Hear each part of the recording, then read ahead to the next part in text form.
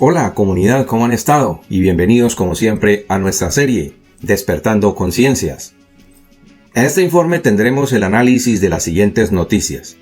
El éxodo de afganos tiene peligrosos efectos colaterales inmediatos y la seguridad de los Estados Unidos se encuentra en peligro.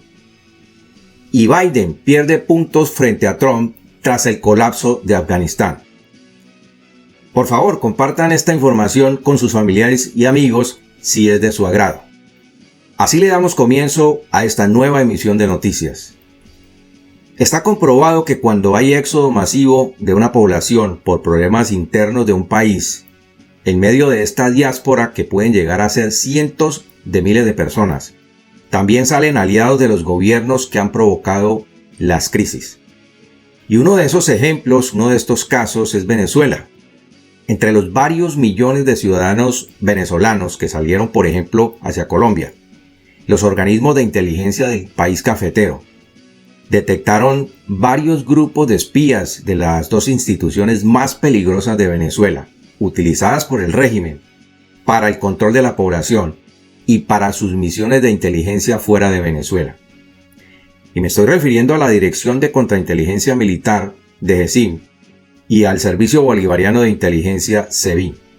Ambos organismos del régimen venezolano han enviado sus efectivos camuflados a Colombia y a otros países, haciéndose pasar por ciudadanos comunes y corrientes. El otro ejemplo es Cuba. Pero no me ocuparé de este caso en este informe, porque este tema será objeto de un análisis más profundo en un próximo programa. Bien, tenemos importantes razones para creer que entre la diáspora afgana llegarán a los Estados Unidos individuos que trabajan para los extremistas del Talibán. Luego entonces, este sería el efecto colateral más grave de la diáspora afgana en los Estados Unidos. La llegada de posibles terroristas a Estados Unidos es un peligro latente. Por su parte, las agencias de inteligencia están haciendo verificaciones biométricas y de expedientes que están siendo utilizadas para detectar posibles nexos con criminales extremistas, pero un funcionario del Pentágono advirtió que quizá no sea posible examinar a todos los refugiados. Y hay que tener en cuenta también, amigos nuestros, que muchos de los refugiados no llevan documentos oficiales consigo. Señores, era de esperarse que el flujo migratorio desde Afganistán generara riesgos para la seguridad nacional de Estados Unidos y de otros países, por supuesto, a donde lleguen estos refugiados. La poca planificación para hacer las evacuaciones desencadenó varias estampidas humanas en las cuales han fallecido varios ciudadanos afganos, y también tuvimos la oportunidad de ver el colapso en video, en redes sociales y en otros medios de comunicación. Quienes no conseguían subir a los aviones se agolpaban en los alrededores del aeropuerto de Kabul, bien sea para salvarse ellos o para salvar a los más pequeños de cada familia, es decir, a sus niños más pequeños. Sin embargo, esto no es todo. Dentro de estas multitudes que huyen de Afganistán, podrían haber muchos terroristas. Estados Unidos está realizando verificaciones biométricas y de antecedentes para detectar los posibles vínculos con terroristas del Talibán. Y según un funcionario del Pentágono, ya hay algunos resultados.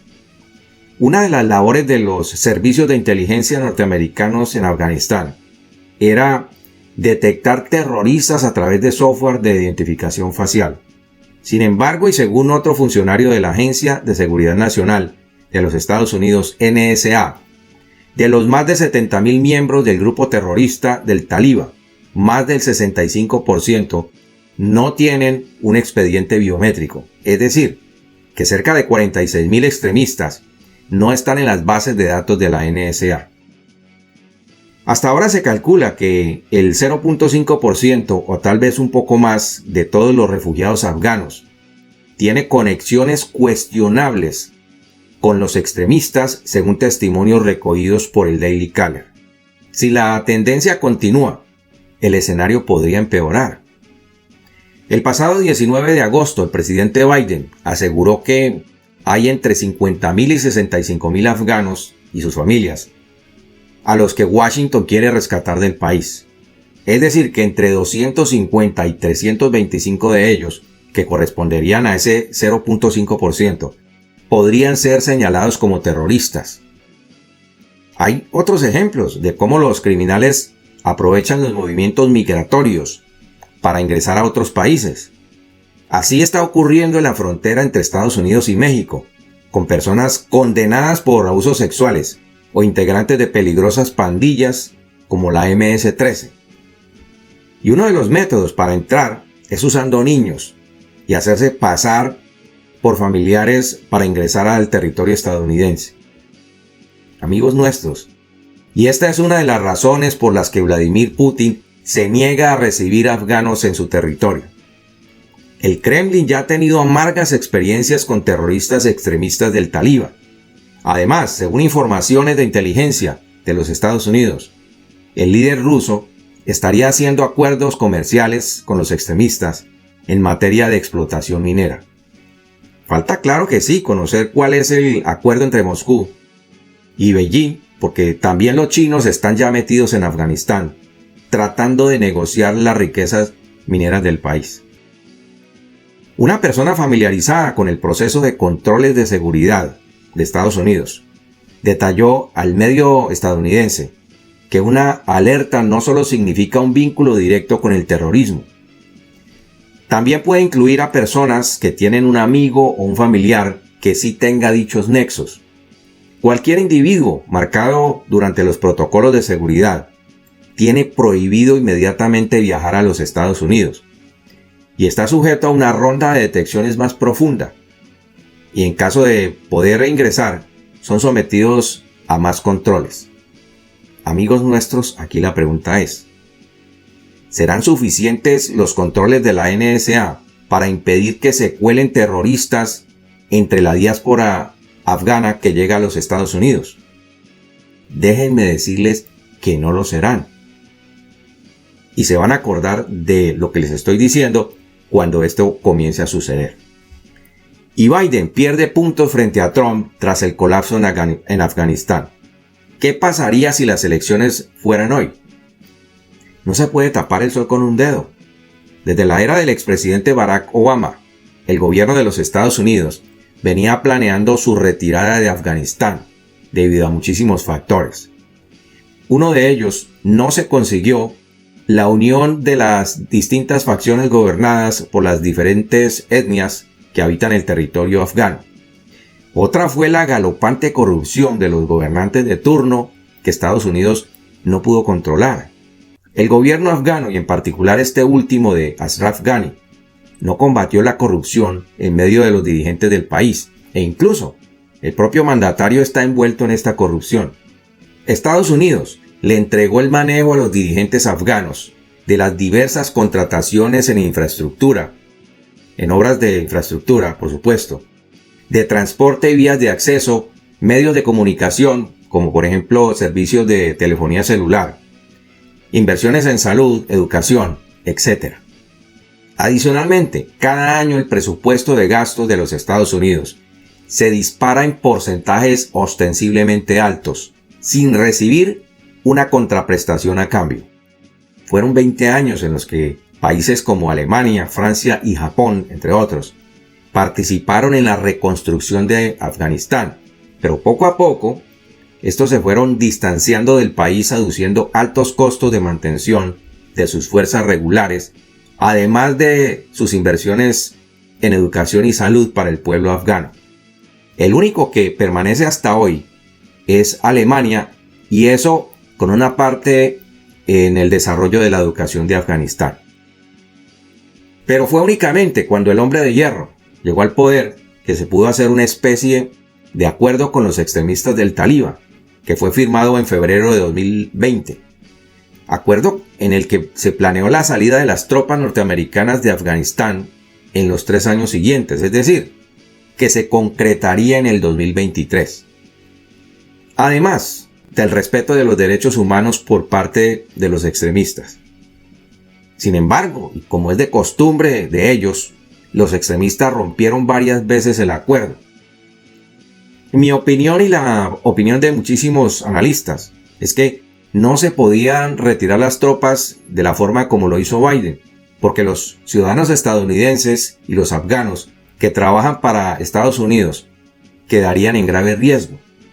Biden sencillamente les facilitó las cosas organizando la salida a solo 7 meses de su posesión. El colapso de Afganistán, que involucra la seguridad de más de 15.000 estadounidenses, es lo que ha provocado la caída de la popularidad de Biden frente a la popularidad que está ganando el expresidente Donald Trump. Pero ¿por qué lo podemos asegurar? Porque la gran mayoría de los electores no están comprando la narrativa del presidente estadounidense, ni le están comiendo cuento, cuyo fin es culpar a entes externos, es decir, la finalidad de Biden, y a su círculo inmediato por la repentina toma de posesión de Afganistán a manos de los talibán. Incluso, este viernes culpó a los servicios de inteligencia norteamericanos de haberle suministrado datos erróneos sobre las actuaciones de los extremistas para tomarse el poder. Y esta situación ya le comenzó a pasar factura. Resulta, amigos nuestros, que una nueva encuesta telefónica de Rasmussen Reports encontró que el 51% de los probables votantes estadounidenses dicen que Biden es el mayor culpable de que los talibanes se apoderen de Afganistán, mientras que el 38% dice que es culpa del expresidente Trump. Señores, el presidente de Estados Unidos podría no ser elegido o reelegido en 2024, considerando el bajo respaldo que tiene hasta el momento. Y adicionalmente, el Partido Demócrata necesariamente perderá la mayoría en las elecciones de medio término en 2022. De acuerdo con cifras que señaló la encuestadora nacional Rasmussen Reports, entre los votantes de Biden el 12% afirmó que se arrepiente de haber sufragado a favor del demócrata. Según un sondeo reciente, esta compañía, que se especializa en rastrear a diario las calificaciones de aprobación del presidente estadounidense, evidenció que en el caso de que hubiese una elección con los mismos candidatos en este momento, Donald Trump tendría la opción para ganar. De hecho, la encuestadora publicó que solo el 2% lamenta haber votado por la reelección del expresidente Trump. Los argumentos de la caída de la popularidad de Biden están basados en las últimas encuestas sobre opiniones que rastreó Rasmussen Reports. En ellos se muestra que el 7% de los votantes de Biden cambiarían su decisión al momento de sufragar. Y obviamente se irían por la opción del republicano más popular en los actuales momentos. Y por hoy no es más, amigos nuestros. Esperen más información sobre Afganistán, porque seguimos con el hilo del desarrollo de estos acontecimientos que involucra la vida de más de 15.000 estadounidenses.